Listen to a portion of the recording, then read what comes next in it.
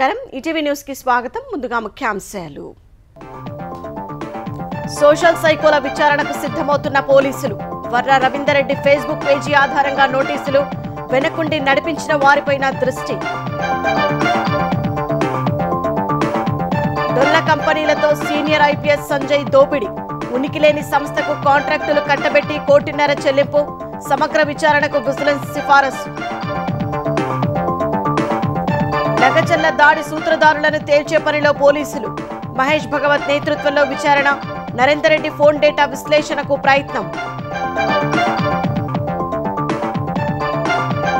ప్రజల కోసం 100 సార్లైనా జైలుకు వెళతానన్న కేటీఆర్ రైతులు తిరగబడితే కుట్ర ఎలా అవుతుందని ప్రశ్న ముఖ్యమంత్రి మంత్రుల తీరుపై విమర్శ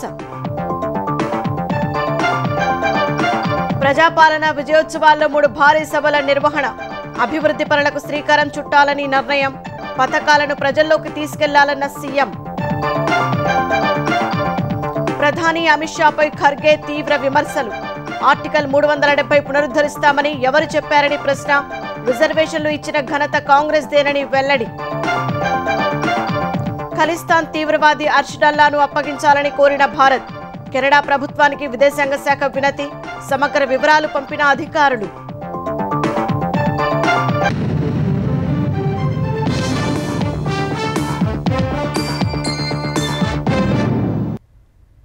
అధికార పార్టీ ముఖ్య నేతలు వారి కుటుంబ సభ్యులపై అసభ్యకరమైన పోస్టులు పెట్టిన వైసీపీ సోషల్ మీడియా కార్యకర్తలను విచారించడానికి పోలీసులు సిద్ధమవుతున్నారు వర్ర రవీందర్ రెడ్డి వద్ద నుంచి సీజ్ చేసిన సోషల్ మీడియా పేజీల వారీగా వైసీపీ కార్యకర్తలకు 41 నోటీసులు ఇవ్వనున్నారు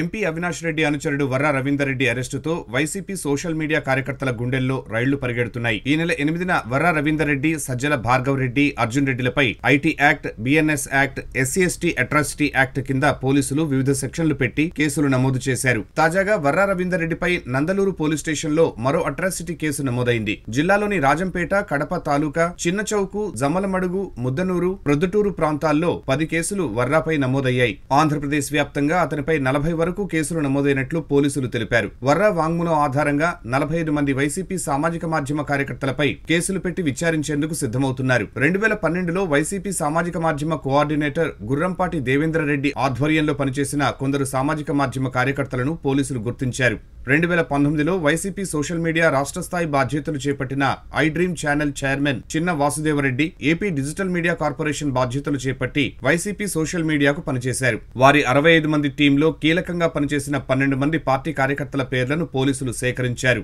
2022లో వైసీపీ సోషల్ మీడియా రాష్ట్ర స్థాయి బాధ్యతలు చేపట్టిన సజ్జల భార్గవ్ రెడ్డి హయాంలో అసభ్యకరమైన పోస్టులు పెట్టి ఫోటోలు మార్ఫింగ్ చేసే మరికొందరు కార్యకర్తలకు పోలీసులు నోటీసులు ఇవ్వనున్నారు. యూట్యూబ్ ఛానల్స్ నడుపుతూ వైసీపీకి అనుకూలంగా తెలుగుదేశం పార్టీ అగ్రనేతలకు వ్యతిరేకంగా పోస్టులు పెడుతున్న వారి యూట్యూబ్ ఛానల్స్ పేర్లను పోలీసులు సేకరించారు. వారందరికీ వ్యక్తిగతంగా 41 నోటీసులు ఇవ్వనున్నారు. వీరిలో కొందరు సినీ నటులు, మాజీ జర్నలిస్టులు, మీడియా ఛానల్స్ అధిపతులు ఉన్నారు. ఇప్పటికే కడప జిల్లాలో ఉన్న 26 మంది వైసీపీ సామాజిక మాధ్యమ కార్యకర్తల్లో సగం మందికి 41 నోటీసులు అందజేశారు. విచారణకు ఎప్పుడు పిలిచినా రావాలని సూచించారు. వర్ర రవీందర్ రెడ్డి ఫేస్బుక్ నుంచి 43 పేజీలను పోలీసులు స్వాధీనం చేసుకున్నారు. అధికార పార్టీ నేతలు, వారి కుటుంబ సభ్యుల మార్ఫింగ్ ఫోటోలతో కూడిన అసభ్యకరమైన పోస్టులే వీటిలో ఎక్కువగా ఉన్నాయి. వాటిని పరిశీలించిన తర్వాత ఎవరు కంటెంట్ ఇస్తే, ఎవరు పోస్ట్ చేశారనే అంశాల ఆధారంగా వైసీపీ కార్యకర్తలకు నోటీసులు ఇవ్వనున్నారు. సజ్జల భార్గవ్ రెడ్డి, అర్జున్ రెడ్డి, వీరారెడ్డి, సుమారెడ్డి లాంటి వాళ్లు కార్యకర్తల ఐడీలు తమ వద్దే పెట్టుకుని ప్రత్యర్థులపై పోస్టులు పెట్టినట్లు పోలీసుల ప్రాథమిక విచారణలో తేలింది. వీటన్నింటిపై సమగ్ర విచారణ చేయడానికి కార్యకర్తలను విచారణకు పిలిచే అవకాశం ఉంది.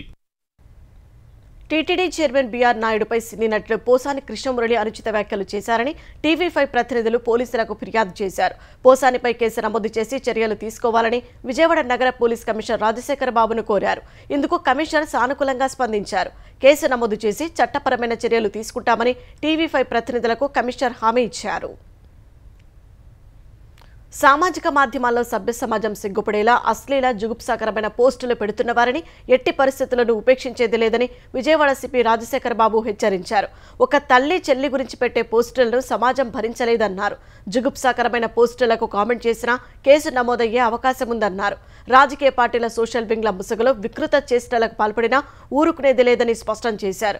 ఫోన్ ద్వారా లేకుంటే కుటుంబ సభ్యుల సమక్షంలో కౌన్సిలింగ్ ఇవ్వనున్నట్లు సిపి రాజశేఖర్ బాబు తెలిపారు. మితిమీరితే చర్యలు తప్పవని చెప్పారు.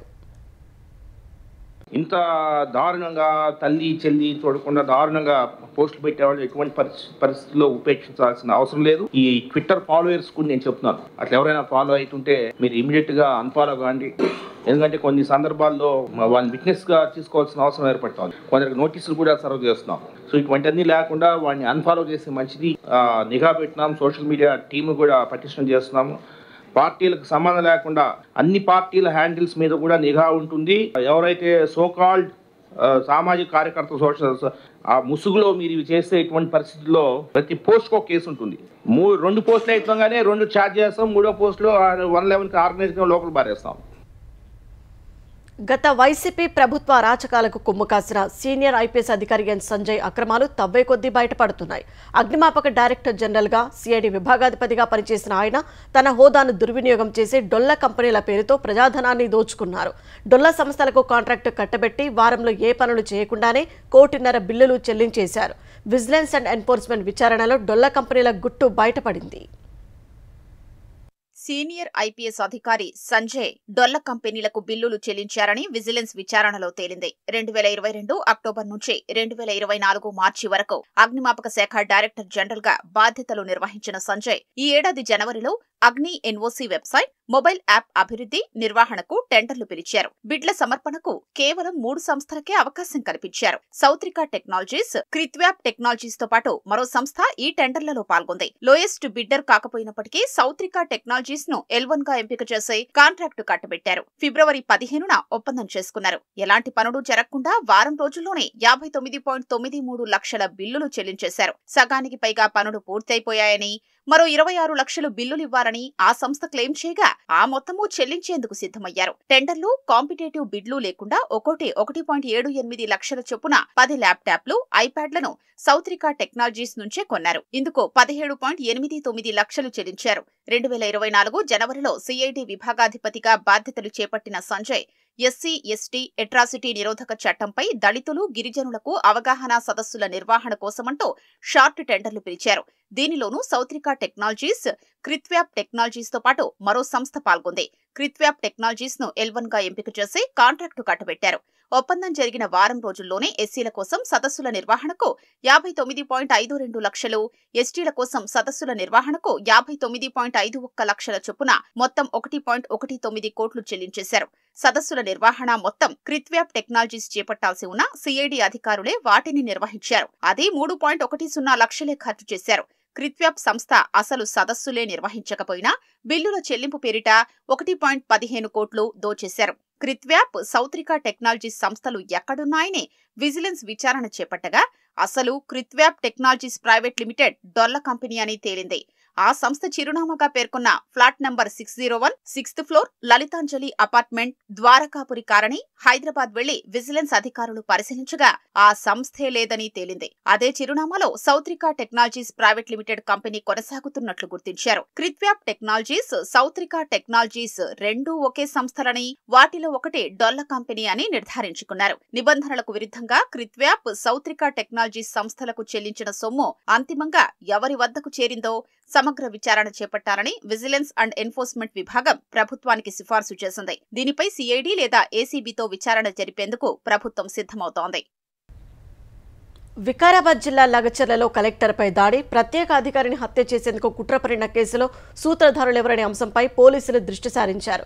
దాడి ఘటనపై అదనపు డీజీపీ స్థాయి అధికారి మహేష్ భగవత్తో విచారణ కమిటీని ఏర్పాటు చేశారు. రాజకీయ నాయకులే దాడిని ప్రోత్సహించారని భావిస్తున్న పోలీసులు ఎవరి ప్రమేయం ఎంత అనేది కూపీలాగుతున్నారు. లగచర్లలో దాడి ఘటనలో పోలీసులు దర్యాప్తు ముమ్మరం చేశారు. కేటీఆర్ మార్గదర్శకంలో దాడి జరిగిందని పట్నం నరేందర్ రెడ్డి వాంగ్మూలం ఇచ్చినట్లు రిమాండ్ రిపోర్టులో పేర్కొన్న పోలీసులు మరికొందరు నేతలను అరెస్టు చేసే అవకాశం ఉందని సమాచారం. నరేందర్ రెడ్డి సెల్ ఫోన్ ను స్వాధీనం చేసుకున్న పోలీసులు న్యాయస్థానం అనుమతితో విశ్లేషించనున్నారు. దాడిలో ప్రత్యక్షంగా పాల్గొన్న బీఆర్ఎస్ నాయకుడు సురేష్ తో పట్నం నరేందర్ రెడ్డి ఇటీవల 84 కాల్స్ మాట్లాడినట్లు గుర్తించారు. కేటీఆర్ తో నరేందర్ రెడ్డి జరిపిన సంభాషణల వివరాలు తెలుసుకునే ప్రయత్నం చేస్తున్నారు. వాట్సాప్, వాయిస్ చాటింగ్ తదితర ఆధారాలు సేకరించడంపై దృష్టి సారించారు. లగచర్ల ఉదంతానికి ముందు నుంచే వ్యూహం రచించినట్లు అధికారులు అనుమానిస్తున్నారు. రైతుల ముసుగులో కొందరు కారం పొడి, రాళ్లు సిద్ధం చేసి పెట్టుకున్నారని భావిస్తున్నారు. ముందుగా ఏర్పాటు చేసిన సమావేశం స్థలం వద్ద బందోబస్తు ఉండటంతో అక్కడ ఏమీ చేయలేమని గ్రహించి కలెక్టర్ అధికారులను గ్రామంలోకి పిలిపించారని పోలీసుల విచారణలో వెల్లడైంది. కస్టడీతో పాటు పరారీలో ఉన్న వారిని పట్టుకుని విచారిస్తే అసలు సూత్రధారులు తెలిసే అవకాశం ఉందని భావిస్తున్నారు. 3 రోజులుగా గాలిస్తున్నప్పటికీ కీలక నిందితుడు సురేష్ ఆచూకీ దొరకలేదు. దాడి తర్వాత పరిణామాలను ఊహించి అజ్ఞాతంలో ఉండేందుకు ముందే పక్కా ఏర్పాట్లు చేసుకునుంటాడని పోలీసులు భావిస్తున్నారు. దాడి జరిగిన వెంటనే బాధ్యులపై కఠిన చర్యలు తీసుకోవాలని పోలీసులను తెలంగాణ ప్రభుత్వం ఆదేశించింది. ఈలోపే సురేష్ అజ్ఞాతంలోకి వెళ్లిపోయాడు. సురేష్ వెనుక ఎవరో పెద్దలు ఉండి ఉంటారనడానికి ఇది కూడా కారణమని పోలీసులు చెబుతున్నారు. సురేష్ దొరికితే అసలు నిందితులు ఎవరన్నది తెలిసే అవకాశం ఉంది. ఈ ఘటనపై శాంతి భద్రతల విభాగం అదనపు డీజీపీ మహేష్ భగవత్ నేతృత్వంలో విచారణ కమిటీని ఏర్పాటు చేశారు. దాడికి దారితీసిన పరిస్థితులు, తీవ్రతను పసిగట్టలేకపోవడం వెనుక వైఫల్యం, క్షేత్రస్థాయిలో పోలీసు అధికారుల నిర్లక్ష్యముందా అని తెలుసుకోవడంపై మహేష్ భగవత్ దృష్టి సారించారు. ఐజీ సత్యనారాయణ వికారాబాద్ ఎస్పీ నారాయణ రెడ్డితో సమీక్ష నిర్వహించారు. దాడి జరిగిన రోజు విధుల్లో పలువురిని విచారించి వివరాలు సేకరించారు. లగచర్ల ఘటనలో కింది కోర్టు రిమాండ్ విధిస్తూ జారీ చేసిన ఉత్తర్వులను కొట్టివేయాలని కొడంగల్ మాజీ ఎమ్మెల్యే పట్టం నరేందర్ రెడ్డి హైకోర్టులో క్వాష్ పిటిషన్ వేశారు. లగచర్ల వెళ్లిన అధికారులపై గ్రామస్తులు దాడి చేసిన ఘటనతో తనకు సంబంధం లేదని పిటిషన్లో పేర్కొన్నారు. దాడి తర్వాత కొందరిని అరెస్టు చేసి వాళ్లు ఇచ్చిన వాంగ్మూలం ఆధారంగా తనపై కేసు పెట్టినట్లు పోలీసులు తెలిపారన్నారు. పోలీసులు తనను అక్రమంగా అరెస్టు చేశారని, కనీసం కుటుంబ సభ్యులకు కూడా సమాచారం ఇవ్వలేదన్నారు. పోలీసులు ఇచ్చిన రిమాండ్ రిపోర్టును కొడంగల్ కోర్టు ఆమోదించి రిమాండ్ విధించిందని, దీనిని కొట్టివేయాలని నరేందర్ రెడ్డి కోరారు. రాజకీయ కారణాలతోనే తనపై కేసు పెట్టారని ఆయన పిటిషన్లో పేర్కొన్నారు. ఈ క్వాష్ పిటిషన్ సోమవారం విచారణకు వచ్చే అవకాశం ఉంది. ప్రజల కోసం 100 సార్లైనా జైలుకు పోవడానికి తాను సిద్ధమని బీఆర్ఎస్ కార్యనిర్వాహక అధ్యక్షుడు కె తారక రామారావు స్పష్టం చేశారు. కాంగ్రెస్ ప్రభుత్వ భంగపాటును కప్పిపుచ్చుకునేందుకే లగచర్ల ఘటనకు కుట్రకోణం ఆపాదిస్తున్నారని ఆయన ఆరోపించారు. 9 నెలలుగా రైతులు ఆందోళన చేస్తుంటే సీఎం, మంత్రులు పట్టించుకోలేదన్నారు. భూములు కోల్పోతున్న రైతులు వచ్చి తమను కలిస్తే అండగా ఉంటామని చెప్పడం తప్పెలా అవుతుందని కేటీఆర్ ప్రశ్నించారు. ఫార్మాసిటీని రద్దు చేసి అక్కడ 4th సిటీ పేరుతో రియల్ ఎస్టేట్ వ్యాపారం చేసే ప్రయత్నం చేస్తున్నారని దుయ్యబట్టారు. నేను పేద రైతుల కోసం, గిరిజన రైతుల కోసం ఒక్కసారి కాదు 100 సార్లు అరెస్ట్ అవుతా, 100 సార్లు జైలుకి పోతా, ఏదో అక్రమ కేసు బనాయిస్తా, ఏదో ఒకటి చేసి ఇరికిస్తా అంటే నాకేం అభ్యంతరం లేదు. కానీ చివరికి న్యాయం, ధర్మం, ప్రజాస్వామ్యమే గెలుస్తుంది, నిజం నిలకడమే తేలుతుంది. ముఖ్యమంత్రి నియోజకవర్గంలో నేను నరేందర్ రెడ్డి ఫోన్ చేసి రెచ్చగొడితే ఇంత బలమైన ప్రభుత్వాన్ని ఇవాళ దానికి వ్యతిరేకంగా ప్రజలు తిరగబడతారా? అంత శక్తి ఉంటుందా? నేను పట్నం నరేందర్ రెడ్డితో మాట్లాడితే, పట్నం నరేందర్ రెడ్డి సురేష్తో మాట్లాడితే అది నేరం అవుతుందా? మా పార్టీ కార్యకర్తలతో, మా పార్టీ నాయకులతో మేం కాకపోతే రేవంత్ రెడ్డి మాట్లాడతాడా? కలెక్టర్ ఏమో దాడి జరగలేదంటాడు, ఎస్పీ ఏమో దాడి జరిగింది, దాడి వెనుక కుట్రున్నది, ఆ కుట్ర వెనుక కేటీఆర్ ఉన్నాడు, నరేందర్ రెడ్డి ఉన్నాడు. నేను అడుగుతున్నా, అసలు మీకే సయోధ్య లేదా? తెలంగాణలో కాంగ్రెస్ పాలనకు ఏడాది పూర్తి కానున్న సందర్భంగా నిర్వహిస్తున్న ప్రజాపాలన విజయోత్సవాల్లో 3 భారీ సభలను నిర్వహించాలని ప్రభుత్వం నిర్ణయించింది. గురువారం రాత్రి ప్రజాపాలన విజయోత్సవాలపై ముఖ్యమంత్రి రేవంత్ రెడ్డి సమీక్ష నిర్వహించారు. డిసెంబర్ 9 వరకు చేపట్టే కార్యక్రమాలపై అధికారులతో చర్చించారు. వరంగల్, కరీంనగర్, మహబూబ్నగర్ జిల్లాలో బహిరంగ సభలు నిర్వహించాలని ఆయన నిర్ణయించారు. ఇందులో భాగంగా ఈ నెల 19న వరంగల్ వేదికగా 22 జిల్లాల్లో ఇందిరా మహిళా శక్తి భవనాలకు సీఎం రేవంత్ రెడ్డి శంకుస్థాపన చేయనున్నారు. డిసెంబర్ 7, 8, 9 తేదీలో ట్యాంక్ బండ్, సచివాలయం, నక్లెస్ రోడ్ పరిసరాల్లో ఘనంగా విజయోత్సవాలు నిర్వహించనున్నారు. డిసెంబర్ 9న సచివాలయం ఆవరణలో తెలంగాణ తల్లి విగ్రహాన్ని సీఎం రేవంత్ రెడ్డి ఆవిష్కరిస్తారు. డిసెంబర్ 9లోపు గ్రూప్ 4కు ఎంపికైన వారికి నియామక పత్రాలను అందిస్తారు. ఉస్మానియా ఆసుపత్రి, స్పోర్ట్స్ యూనివర్సిటీకి శంకుస్థాపన చేయనున్నారు. రాష్ట్ర విపత్తు నిర్వహణ దళాన్ని, నూతన పారామెడికల్, నర్సింగ్ కళాశాలను ఉత్సవాల్లో భాగంగా ప్రారంభించడానికి సన్నాహాలు చేస్తున్నారు. లైఫ్ సైన్సెస్ కంపెనీల ఏర్పాటుకు త్వరలో కొత్త పాలసీని తీసుకురానున్నట్లు తెలంగాణ పరిశ్రమల మంత్రి శ్రీధర్ బాబు తెలిపారు. ఏడాది పాలనలో లైఫ్ సైన్సెస్ రంగంలో సాధించిన అభివృద్ధి వివరాలను మంత్రి హైదరాబాద్లో వెల్లడించారు.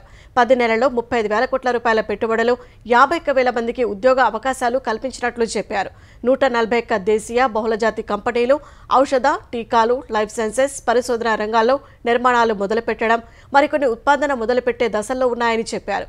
ఇవన్నీ పూర్తయితే 51,086 మందికి ఉద్యోగాలు దొరుకుతాయని, మరో 1,50,000 మందికి పరోక్షంగా ఉపాధి లభిస్తుందని తెలిపారు. ఫార్మా క్లస్టర్లకు సంబంధించి ప్రజల డిమాండ్లు నెరవేర్చాకే భూసేకరణ చేపడతామని శ్రీధర్ బాబు వివరించారు. కొద్ది రోజుల్లోనే ముఖ్యమంత్రి రేవంత్ రెడ్డి గారి నేతృత్వంలో ఒక డెడికేటెడ్ లైఫ్ సైన్సెస్ పాలసీని అనౌన్స్ చేయబోతా ఉన్నాం. ఎందుకు ఈ లైఫ్ సైన్సెస్ పాలసీ? ప్రధానంగా పెట్టుబడులను ఆకర్షింపజేసే కార్యక్రమం తీసుకోవాలని, ఇన్నోవేషన్ ని పెంచాలని, మన ఉపాధిని పెంచే కార్యక్రమంలో లైఫ్ సైన్సెస్ పాలసీ అతి త్వరలో తీసుకురాబోతా ఉన్నాం. తెలంగాణలో వడ్ల కొనుగోలు నత్తనడకన సాగుతోందని, పత్తి వడ్ల రైతులు మద్దతు ధర రాక తల్లడిల్లుతున్నారని మాజీ మంత్రి హరీష్ రావు ఆరోపించారు. కేసీఆర్ హయాంలో ఒక్కో కేంద్రంలో జరిగిన కొనుగోళ్లలో ఇప్పుడు సగం కూడా జరగడం లేదని చెప్పారు. సిద్దిపేట నంగునూరులోని సిద్ధన్నపేట గ్రామంలో కొనుగోలు కేంద్రాన్ని హరీష్ రావు పరిశీలించారు. గతంలో అక్కడ 40 లారీల వడ్లు కొంటే ఇప్పుడు 20 లారీల కొనుగోలు జరిగే పరిస్థితి లేదన్నారు. రైతులపై రేవంత్ సర్కారు చిన్నచూపుతో దళారులకు ధాన్యాన్ని అమ్మి అన్నదాతలు నష్టపోతున్నారని ఆరోపించారు. యాసంగికి ముందే రైతు బంధు, 2 లక్షల రుణమాఫీ, 500 బోనస్ ఇవ్వాలని హరీష్ డిమాండ్ చేశారు. కొనుగోలు కేంద్రాలు ఆలస్యంగా ప్రారంభించడం కానీ, రైస్ మిల్లుల టైఅప్ ఆలస్యంగా జరగడం వల్ల కానీ, డబ్బులు త్వరితగతిన ఇవ్వకపోవడం వల్ల సగానికి సగం ధాన్యం దళార్ల పాలైపోయింది. 2320 మద్దతు ధర ఉంటే 1900కే వడ్లు అమ్ముకుంటే క్వింటాల్ మీద 400 రూపాయలు రైతులకు నష్టం జరిగింది. ఒకవైపేమో 500 బోనస్ ఇస్తున్నా అంటాడు ఈయన. బోనస్ మాట దేవుడికి కానీ మద్దతు ధర మీద 400 లోపల. కనకాలంకు రైతు బంధు డబ్బులు వేయనే లేదు, కనీసం పెట్టుబడి సాయం చేయలేదు. వడ్లన్నా సరిగా కొంటాడేమో అంటే ఆ వడ్లు కూడా సరిగా కొనలేదు. అసెంబ్లీ బడ్జెట్ సమావేశాల 4వ రోజున నేడు ప్రభుత్వం 2 బిల్లులను సభలో ప్రవేశపెట్టనుంది. న్యాయాధికారుల వయోపరిమితిని 60 ఏళ్లకు పెంచేందుకు తెచ్చిన చట్ట సవరణ బిల్లును మంత్రి పయ్యావుల కేశవ్ సభలో ప్రవేశపెట్టనున్నారు. విద్యుత్ డ్యూటీ సవరణ బిల్లును మంత్రి గొట్టిపాటి రవికుమార్ ప్రవేశపెడతారు. వరుసగా 3వ రోజు బడ్జెట్పై సభలో చర్చ కొనసాగనుంది. ఆర్థిక మంత్రి పయ్యావుల కేశవ్ 2024-25 వార్షిక పద్దుపై నేడు సభలో సమాధానం ఇవ్వనున్నారు. శాసన మండలిలో సూక్ష్మ, చిన్న, మధ్యతర పరిశ్రమల అభివృద్ధిపై మంత్రి కొండపల్లి శ్రీనివాస్ ప్రకటన చేయనున్నారు. పారిశ్రామిక అభివృద్ధి, ఆహార శుద్ధి, ప్రైవేట్ పారిశ్రామిక పార్కుల స్థాపనపై మంత్రి టీజీ భరత్ ప్రకటన చేస్తారు. 2024-25 వార్షిక బడ్జెట్పై నేడు మండలిలో చర్చ ముగియనుంది.